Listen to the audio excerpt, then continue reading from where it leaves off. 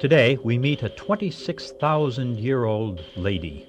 The University of Houston's College of Engineering presents this series about the machines that make our civilization run and the people whose ingenuity created them. She really cuts a remarkable figure. Her fired clay body is 4.5 inches tall, with exaggerated hips and breasts. She leaves no doubt about the artist's intent. This was to be the unmistakable image of woman. Archaeologists call her the Dolní Věstonice Venus, after the Czechoslovakian site where they found her.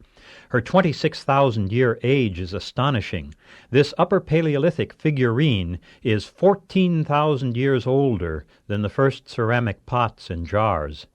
The Dolní Věstonice Venus is part of the oldest known set of ceramic sculpture. She was no isolated fluke. We find 2 kilns on the site. They were surrounded by 7,000 fired ceramic fragments. Our Stone Age ancestors weren't fooling around. They were seriously producing art objects. They weren't very good yet at firing clay. The objects were heated to 1,300 degrees Fahrenheit, and most of them show thermal cracks.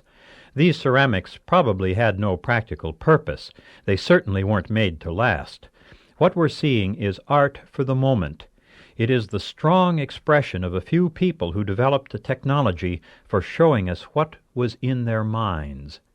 These figures come from the Gravettian period, 30,000 to 22,000 years ago. The first human and animal carvings were made just before this. By now, female figurines with the exaggerated sexual characteristics of the Dolní Věstonice Venus were widespread, but they were all made of carved stone, bone, or ivory, never of fired clay. Anthropologists wonder if fertility cults made them. That would be odd, because Upper Paleolithic hunters and gatherers limited their populations. They didn't try to expand them. Maybe she's an aesthetic ideal, one very strange to our tastes. Cave painting preceded the great artistic outpouring of the Gravettian period. In that period, an astonishing range of new techniques joined cave painting. These Czech ceramics were only one of many Gravettian artistic experiments. They weren't followed by better ceramics. They just died out when the people who made them died. What survived was the artistic impulse. Out of those artistic techniques eventually rose more utilitarian technologies.